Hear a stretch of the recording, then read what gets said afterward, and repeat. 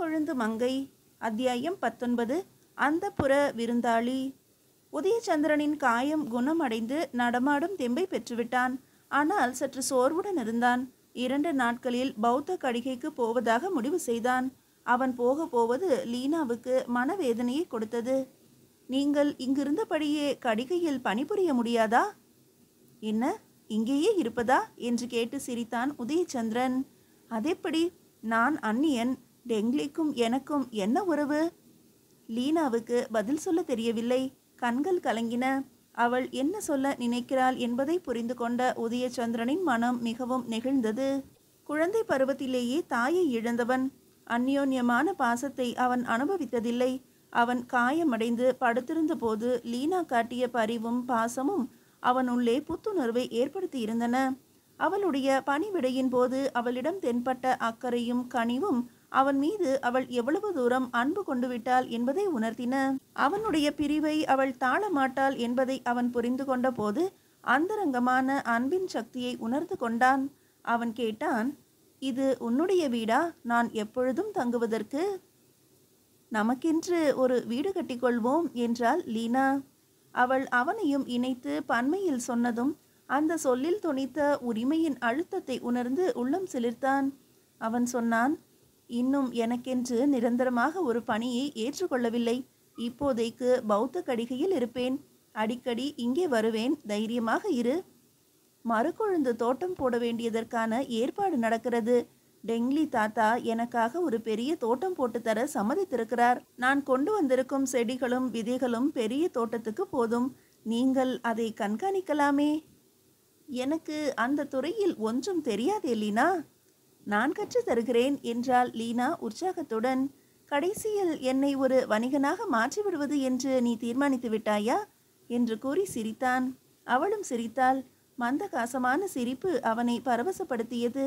அவளுடைய கையை பற்றி தன் மார்பின் மீது வைத்து அழுத்தி கொண்டான். ஆழ்ந்த அன்பின் ஸ்பரிசம் இனிமையை பொழிந்து கொண்டிருந்தது.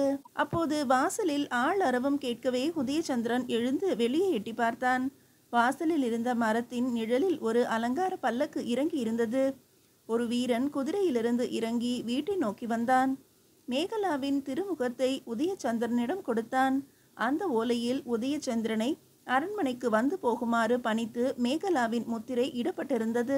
தேவியார் தங்களை அழைத்து வர பல்லக்கு அனுப்பியிருக்கிறார்கள் என்றான் குதிரை வீரன். உதயச்சந்திரன் பரபரப்படைந்தவனாய் ஏன் என்று கேட்டான். தெரியாதையா, சின்ன ராணியார் தங்களை தக்க மரியாதையுடன் அழைத்து வர வேண்டும் என்று கட்டளையிட்டிருக்கிறார்கள். உதயச்சந்திரன் லீனாவிடம், நான் போய்விட்டு உடனே திரும்பி விடுகிறேன். ராஜன் நம்பூதிரி வருவான், இருக்க சொல், விரைவில் வந்து விடுகிறேன் என்று கூறிவிட்டு அரண்மனைக்கு புறப்பட்டான். உதயச்சந்திரனின் பல்லக்கு அரண்மனையின் அந்தப்புற தோட்டத்தில் இறங்கியது. பல்லக்கில் இருந்து அவன் இறங்கியதுமே 2 தாதிகள் அவனை வரவேற்று அந்தப்புறத்தினுள் அழைத்து சென்றனர்.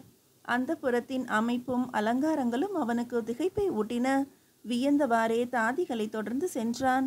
அவனை மேகலாவின் அறைக்குள் அனுப்பிவிட்டு தாதியர்கள் இருவரும் வெளியே நின்றனர். உள்ளே சென்ற உதயச்சந்திரன் அலங்கார ஆசனம் ஒன்றில் மேகலா ஒய்யாரமாக சாய்ந்திருந்ததைக் கண்டு சற்று தயங்கி நின்றான். வீரனே, உள்ளே வா என்ற அழைப்பு அவனுடைய கூச்சத்தை தணித்தது. அவளை அணுகி தலை குனிந்து வணங்கினான். அவனுக்கு ஒரு ஆசனத்தை காட்டி அமரச் சொன்னாள். எதிரே அமர கூசியவனாக மௌனமாக நின்றான். வீரனே, நீ இப்போது என்னுடைய விருந்தாளி. கூசாமல் இப்படி உட்கார். இப்படியே நிற்கிறேன் சின்னராணி அவர்களே என்றான். சொற்கள் தடுமாறின. வீரனே, விருந்தாளியை உபசரிக்க வேண்டியது என் கடமை. கூசாமல் இப்படி அமரலாம் என்றாள் மேகலா. அவள் முகத்தில் புன்முறுவல் மலர்ந்தது. உதயச்சந்திரன் கூச்சத்துடன் ஆசனத்தின் விளிம்பில் அமர்ந்து கொண்டான். உடல் நலமாகிவிட்டதா?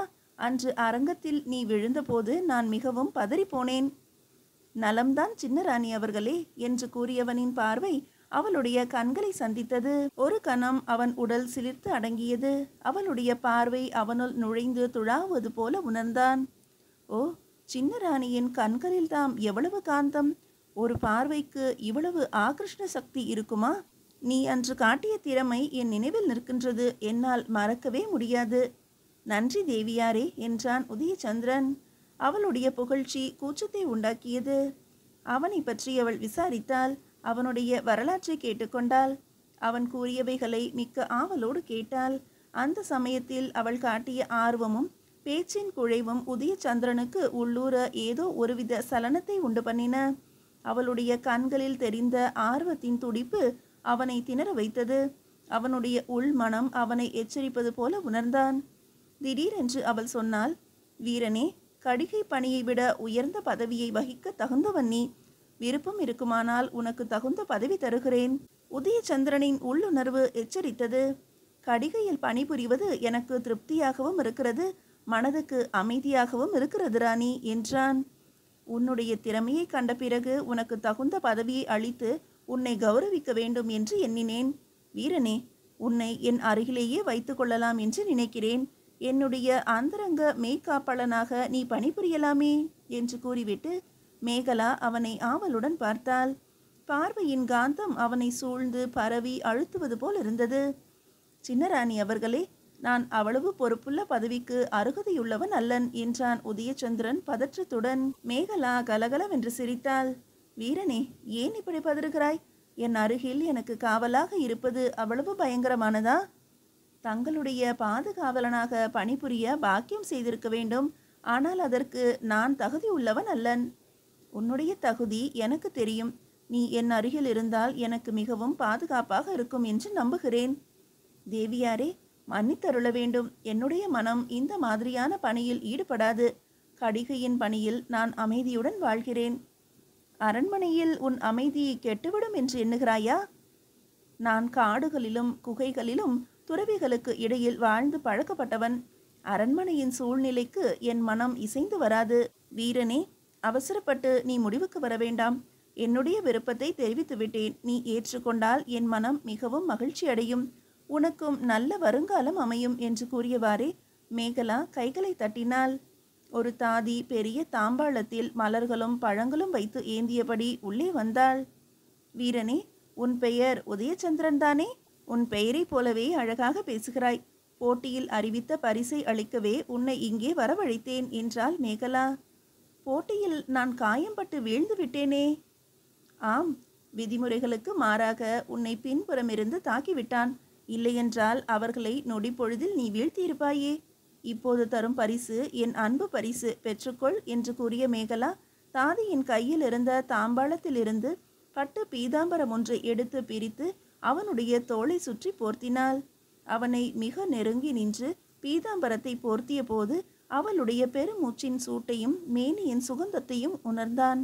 அவளுடைய வாயிலிருந்து வீசிய தாம்பூல வாசனையை கூட நுகர முடிந்தது. அவனுடைய உடல் சற்று நடுங்கியது. அவ்வளவு உயர்ந்த மரியாதையை தாழ முடியாமல் நடுங்கினான். பீதாம்பரத்தை அவனுடைய தோள்களை சுற்றி போர்த்திவிட்டு தாம்பாளத்தில் இருந்த 1000 பொற்காசுகள் அடங்கிய பட்டுப்பையை எடுத்துக்கொள்ளும்படி கூறினாள். நடுங்கிய கரங்களால் பண முடிப்பை ஏற்றுக்கொண்டான். வீரனே, உன்னுடைய திறமைக்கு இவையெல்லாம் அற்பம்தான் என்றாள் மேகலா. இந்த பொருட்களை விட தாங்கள் என் மீது காட்டும் அன்பே எனக்கு பெரிது என்றான் உதயச்சந்திரன். மேகலாவின் முகம் மலர்ந்தது. மன்ஹாசமாக சிரித்துவிட்டு இனிமையாக பேசுகிறாய் என்றாள். பிறகு, நீ இந்த அரண்மனைக்கு இதற்கு முன்பு வந்திருக்கிறாயா என்று கேட்டாள். உதயச்சந்திரன் திடுக்கிட்டான். சுரங்க பாதையில் வந்து பார்த்ததை அறிந்திருப்பாளோ என்ற எண்ணம் தோன்றியதும் பயத்தால் அவன் உடல் சிலிர்த்தது. இல்லை என்றான். உன்னை இதற்கு முன்பு எங்கோ பார்த்தது போல் இருக்கிறது. ஒருவேளை போன ஜென்மத்தில் கூட இருக்கலாமோ என்னவோ என்று கூறி கலகலவென்று சிரித்தாள் மேகலா. பிறகு, நீ இங்கே பணி புரிவதை பற்றி நன்கு சிந்தித்து 2 நாட்களில் முடிவு சொல், அவசரமில்லை என்று கூறிவிட்டு அவனிடம் முத்திரையிட்ட வெள்ளி மோதிரம் ஒன்றை கொடுத்தாள். இங்கே நீ வரும்போது இதை காட்டினால் உன்னை சோதிக்காமலே உள்ளே வர அனுமதிப்பார்கள். பத்திரமாக வைத்துக்கொள் என்றாள். உதயச்சந்திரன் மோதிரத்தை வாங்கிய போது அவன் கரங்கள் சிறிது நடுங்கின. மேகலா ஒரு காவல் வீரனை அழைத்து, இவனை அழைத்து போய் விட்டுவிட்டு வா என்று பணித்தாள். பிறகு உதயச்சந்திரனிடம் திரும்பி, சென்று வா வீரனே என்றாள். அவன் அவளை வணங்கிவிட்டு காவல் வீரனை தொடர்ந்து வெளியே நடந்தான். அரண்மனையை விட்டு வெளியே வந்த பிறகுதான் அவனுடைய மனம் நிதானத்துக்கு வந்தது. பெரு வெள்ளத்தின் சூழலில் அகப்பட்டு மூச்சு திணறி தத்தளித்தவனைப் போல திணறிவிட்டான் உதயச்சந்திரன். மேகலாவை பற்றிய நினைவு அவனை தொடர்ந்து வந்தது. சென்று வா வீரனே, நீ எப்போது திரும்ப வருவாய் என்று கேட்பது போல் இருந்ததே. அப்போது அவளுடைய கண்களில் ஒருவித தவிப்பு தெரிந்ததே.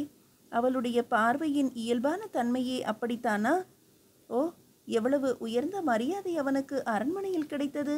ஒரு சாதாரண பிரஜை கனவிலும் எதிர்பார்க்க முடியுமா ஒரு ராணி தன் கையாலேயே பட்டு பீதாம்பரத்தை போர்த்துவாள் என்று? தாராளமாக அந்த புறத்தினுள் சென்று வருவதற்கு முத்திரை மோதிரம் வேறு தந்தாளே. ஏன் எனக்கு இவ்வளவு மரியாதை? இது வெறும் மரியாதையாக தெரியவில்லையே. என்னிடம் ஏதோ எதிர்பார்த்து செய்யும் பணிவிடை மாதிரி அல்லவா தோன்றுகிறது. ஒரு ராணிக்கு நான் எந்த விதத்தில் உதவ முடியும்? அவளுடைய பார்வை, அதில் தெரிந்த தாபம், பேச்சின் குழைவு அப்படியும் இருக்குமோ? உதயச்சந்திரா, ஜாக்கிரதை என்றது உள்மனம். ராஜநாகத்தின் வழுவழுப்பான அழகிய உடல் நினைவில் சட்டென்று தோன்றியது. கண்களை பயத்தால் மூடிக்கொண்டான். உதயச்சந்திரன் புரிந்தும் புரியாமலும் குழம்பினான். திரும்பிச் சென்று லீனாவை கண்ட பிறகுதான் அவனுடைய மனம் அமைதியடைந்தது.